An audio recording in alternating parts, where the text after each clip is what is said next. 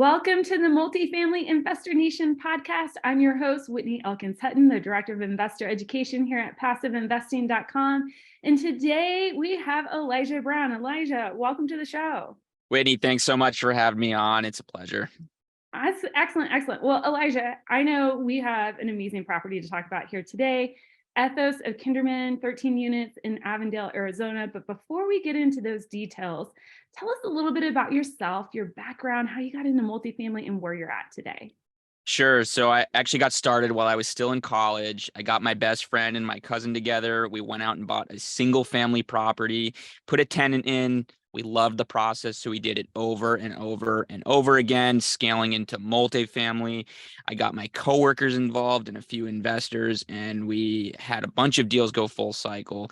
We just kept buying more and then partnering with larger companies to get into larger deals.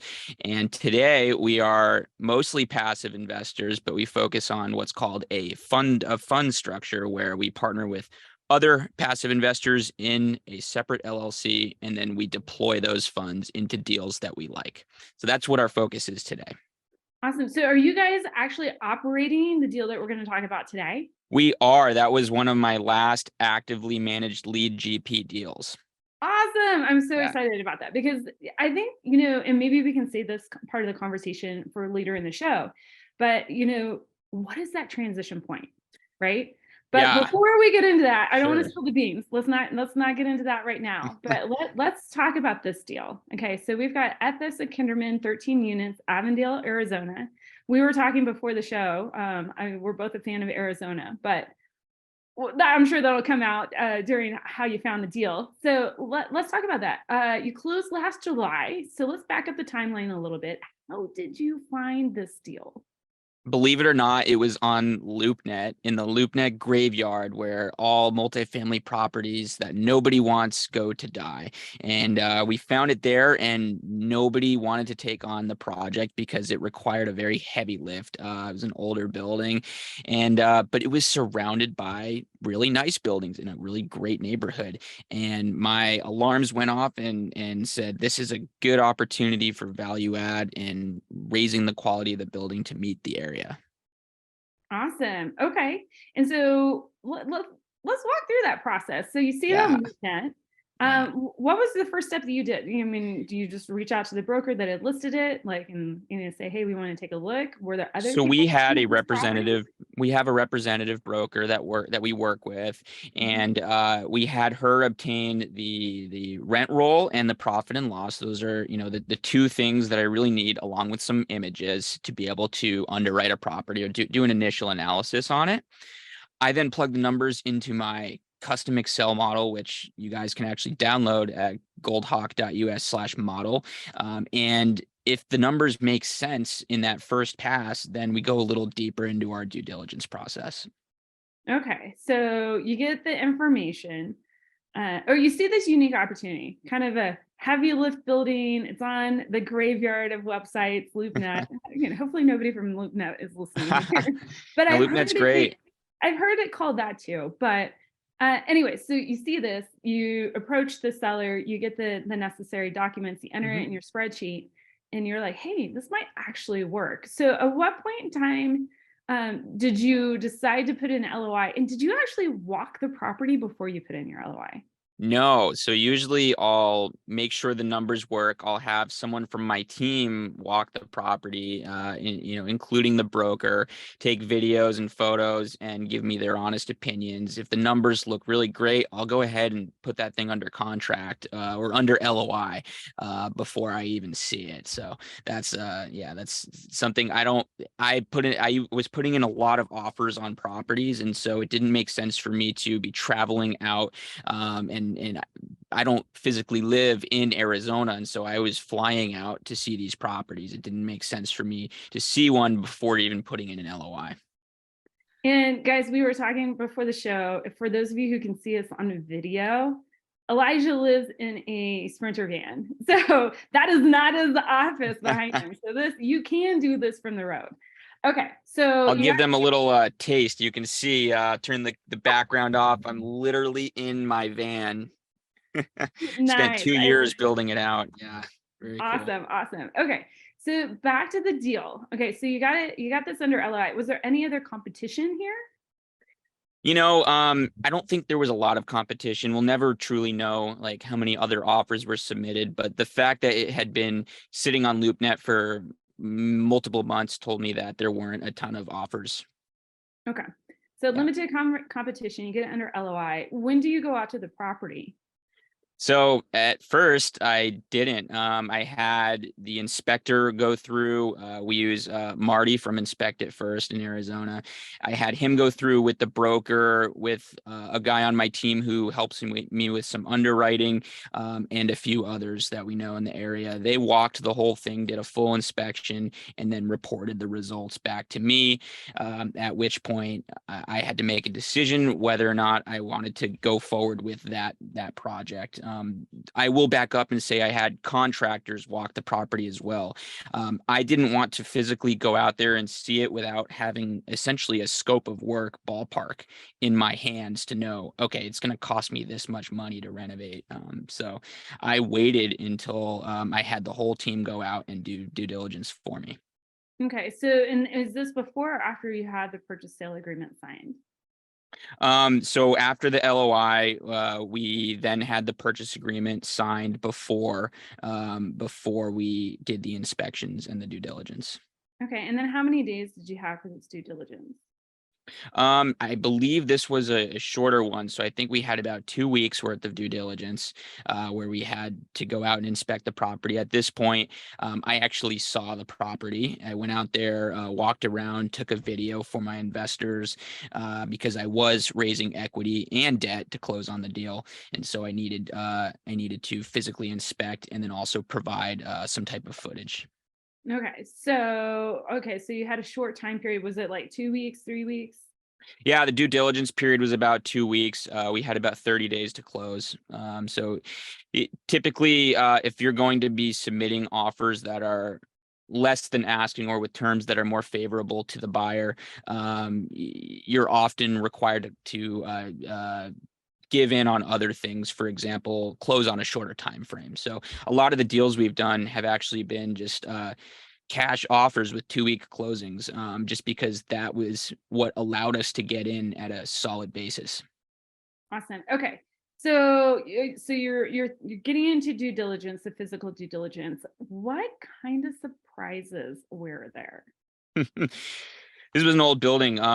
There were a lot of issues, and what's funny is most of the issues didn't actually present themselves until we ripped the walls off. So, yes, Right. we'll get into that. I mean, the list of issues from the inspection was pretty big. The literally everything had to be redone. The pipes, the electricals, the roof, almost everything. We actually ended up negotiating a almost $100,000 cash credit at closing, to cover a lot of these issues that were discovered during the inspection process. Okay, so what did you put it under contract for? And then what did you end up closing at? Yeah, so 2.15 million, and then we ended up with a net $75,000 credit. Okay. Yeah. And so you asked for 100, but you only got 75. Yeah, exactly. Actually, I think we asked for like 150. Okay. And then let's talk about the earnest money deposit because that always Yeah. seems to be a puzzle piece. So Oh how did man. you guys handle that? In different deals, it's different. Sometimes we'll go non-refundable hard from the beginning. I hate doing that. That's like one of my rules now is to never do that. But essentially, the way it works is you've got a certain number of days to inspect. So in this case, we had like, I think 14 days or so.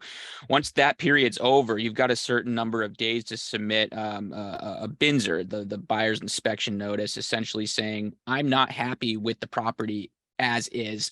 I want some type of discount. And we call that a retrade. And it can have a bad negative connotation because no seller wants to deal with buyers who retrade.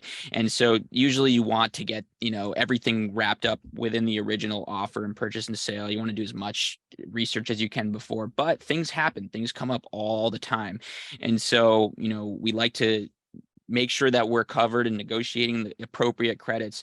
And once you have agreed on something, that earnest money becomes non-refundable. You have essentially waived that. That's gone. You are now what's called going hard into the deal, which means you're not going to get your money back. It's a dead deal cost. And so that's what happened. We got our $75,000 credit and we went hard on our earnest money.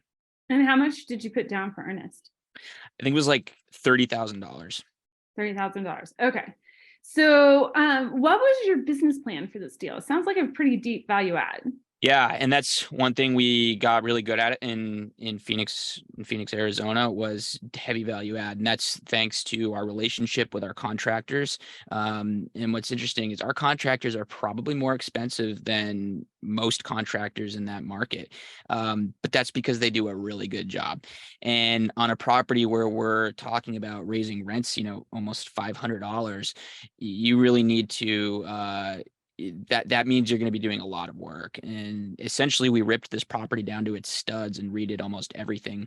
We ended up spending $1 million. Well, we're still in process. It's not over yet. We're spending $1 million as of right now on only 13 units. That's $77,000 a unit, which is on average. That includes exterior stuff as well, but that's a lot of money. Usually you wouldn't spend that much. I think most people spend 25 to 30,000 per unit on average, and we're spending more than double that for our quality of product. All right. Okay. So let's talk about the Yeah. financial side of things, because this had to pencil out for you. So let's talk about the financial due diligence. And I also want to kind of tease out what you saw in the initial underwriting, and then, incorporating things in from the inspection. What made you still think that this is like an amazing deal? So let's start It with the due was, diligence piece, and then yeah, let's talk about the model a little bit. it was the difference between what they were collecting in rent and what we knew we could get. And in that So, way. yeah, so rents on average were under $1,000. They were collecting $985 a month on average, and we knew that those units were worth $1,500 or more per month. So that's over $500, which is over a 50% increase in rents, which is insane. And so we knew that we could spend a lot of money to bring the property up to the standard that it needed to be, but also, have enough spread in there to make a profit as well. The other thing I will note that we didn't discuss on the acquisition is that this was a 1031 exchange.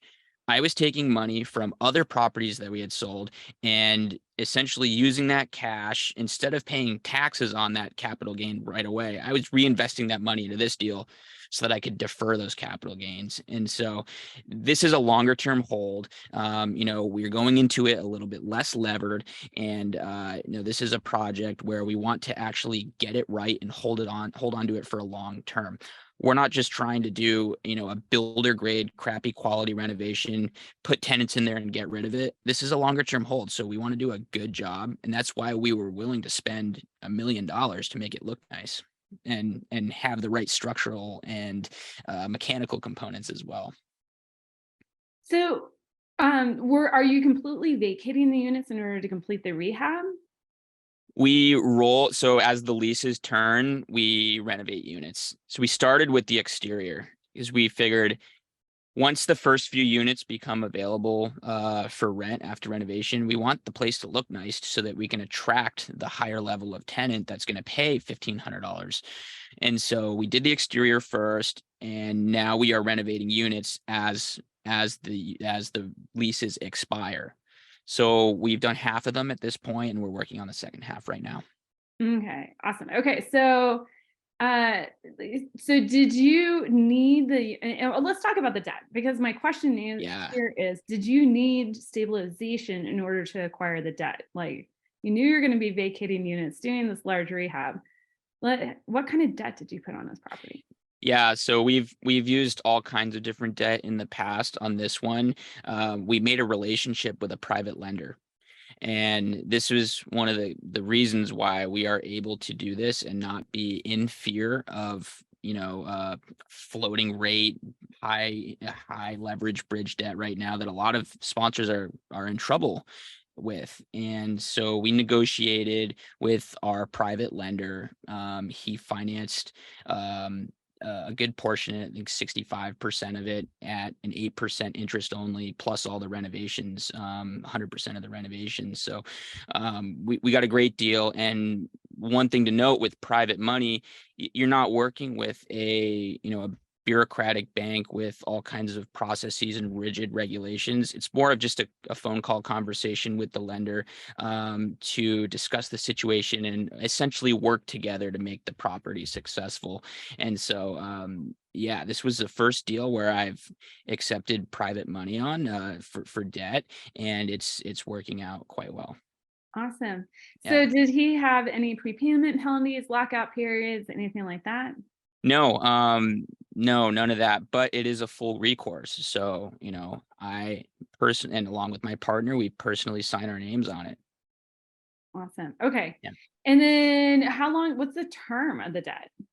Yeah, so the initial period's 18 months, but that's another great thing about private money is they don't want you to give the property back to them. They want to work with you to ensure that the property is successful. So we've built into our loan agreement the options to extend for a longer period of time, including worst case scenarios where we may need to lower the interest rate or come up with some other type of creative strategy for getting through period of economic downturn without defaulting on the note. Okay. All right. So you raised capital on this deal. So how much did you put, from the private lender, and then how much did you raise? Yeah, so we got about $800,000 worth of our own equity out of two 1031 exchanges. So we sold two properties. We got that money, and then the rest of it came from the lender. I'm trying to pull up my calculator here, and we borrowed about 1.3 or $1.4 million from the lender, plus the Okay. renovations. Okay. So you really only had two investors in the deal, correct?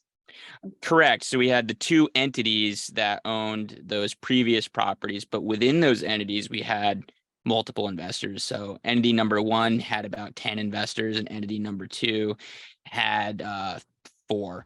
But Got it. Got it. Okay. yeah. So what kind of terms did you offer the limited partner investors in those entities? Right. So for this deal and for all the deals, we try to target around a 15% IRR within the hold period. And for this, we just underwrote based on a 5-year hold period, even though we might hold for 7 to 10 years, depending on what we want to do. It's a 1031 exchange, so it's a tax strategy. We're trying to defer our capital gains and cash flow on this property for a little while before we go to sell it. Okay. So the target was a 15% IRR. Probably with some of the renovation overages, we're probably reforecasting down to around a 14%, and then cash on cash is closer to a 5% on the projection. So Okay. And did you offer a preferred return to your investors? yes. So essentially, the investors, they get an 8% return on their money before we start taking a promote, which in this case is a 30% of the profits after that preferred return. Yeah. Okay. And did you structure any fees into this deal? So it's interesting when you're managing a 1031 exchange, you have to be careful with some of the rules about charging fees. I don't want to get into this because I'm not really an attorney or a tax attorney. However, we are not charging asset management fees, and that's something sponsors should actually take note of. When you're in a market, in a deal that does not have significant amounts of cash flow, whether that's because of the market environment or the property that you're dealing with, one way to not bleed more of that cash flow is to not charge an asset management fee. So we don't have an asset management fee. We did not charge an acquisition fee up front. That was one of the stipulations from our private lender. He said, I'll lend you all this money, but you're not going to charge a fee up front. I was like, that's okay with me. I'll take the loan, and we're going to make all of our money on this off the back end, in addition to our own personal capital being invested. I have a significant amount of money invested in this deal as well. So I'm making money as a limited partner as well. Awesome. All Yeah. right. So you already alluded to this. So let's take a little gander at takeover. So this is a question that sometimes I ask, like, you hope to uncover all the surprises during due diligence period, Oh but man, you close on the deal, and impossible. we've heard it all. But I have a feeling you have some interesting stories to tell. So let's talk about the first, couple months after takeover. What were some surprises there? Yeah, some surprises were, we thought we were gonna have to only replace a small portion of the plumbing. We ended up having to replace all of it. This yeah, like all of it. It's so bad. We thought we were only gonna have to replace a small portion of the electrical, including like one or two boxes. We have to do all of it. Like, was We it weren't galvanized plumbing and nothing to do with Yes. electrical? Yeah, Okay. yeah, not good. So issues like that. There were actually some structural issues with the decks, like the balconies that were coming out. So those had to be reinforced. There is a stairway that goes up to a second level with a balcony. That whole thing had to be the balcony had to be redone. So there was just a lot of issues. Another thing we weren't expecting was our contractors came to us with a paint bid that was like 3 or 4 times what it should have cost. And so we had to kind of scramble to find another third party contractor to do the painting for us, and trying to coordinate that additional contractor with our other contractors was difficult. You gotta understand, like, the general contractor wants to control everything. And when you bring in someone else, it can create a lot of tension, and typically they don't want to work together to try to figure that out. And so they end up either causing issues or not getting the work done and then blaming the owner. It all rolls downhill to us, Gold Hawk Capital, as the owners. Everybody will say it's your fault, your fault, your fault. Nobody will take responsibility. So, and me and my investors are the ones who suffer for that. So Yeah, unfortunately, having owned active real estate myself, I'm well aware of that piece. yeah. So I do have a question for you, because you discovered a lot of these things after takeover, the physical obsolescence of the building. How did that play into your insurance? Because there should have been some sort of review of the property for you to gain insurance. Yeah, actually the insurance was really not an issue. The insurance people, they come out and they inspect and they look at what they're going to look at, but they're not spending multiple days of the property with the contractors going through every little issue. They're not looking at really looking at the scope of work. It's kind of funny. They just kind of send someone out there to check a box, and sometimes they find something, and sometimes they most of the time they don't. Most of the time they actually don't care. They'll just issue the policy and they won't even come out and check. All right. All right. So, kind of in wrapping up here, Elijah, what was something that you thought was going to be easier during this transaction that ended up being harder? And then conversely, what was something that you thought would be more of a challenge that actually ended up being simpler or easier? Sure. Well, definitely managing the renovations. That was the biggest issue on this. Raising the capital was the easiest part, which is so odd because raising capital is always such a struggle. But raising capital is easy because we had our capital from the other deal. The really difficult part was the change orders on the renovation. For those listening who don't know what a change order is, you've got your original scope of work from the contractors that says this project's going to cost $800,000. It was supposed to be like 850 originally. And then as soon as you close on the property, they go back in and they spend 3 days putting together a list of things that they didn't get before. And then the change orders start rolling in. You're like, wow, we're 1 month into this project and we're already 100,000 over budget. And like, what am I going to do? So trying to deal with that and really determine, are we going to keep renovating all these units, or are we just going to like stop now and try to sell the building? That was a very difficult thing to deal with, but we are moving ahead forward. The other question, something that we thought would be hard, but that was actually very simple. Um, I think property management. So property management is always so difficult. I have been through maybe like 7 or 8 managers that I have just like caused me to pull my hair out. Managing a manager is a very active process. There's nothing passive about having a property manager. However, we discovered this company called Zendor. They're in Phoenix, and our property manager, Megan, has just been incredible. She was sent from the heavens to help us, and that has been just like incredible because she is always available. The communication is top notch. She's great at placing tenants and processing applications and dealing with tenant issues, and that's so rare to find within the property management world. Awesome. All right. So we had a question on the table from the beginning of the show, and we didn't fill in the blanks here. And now that you've told the story on this property, is this the reason why you're now doing fund to funds? It's, you know what, it's part of it. The main reason is because my lifestyle has changed. So we've had 9 deals go full cycle, averaging anywhere from a 30 to 100% IRR. So, and I can't take credit. The market was very hot when I was investing in these deals as the active partner.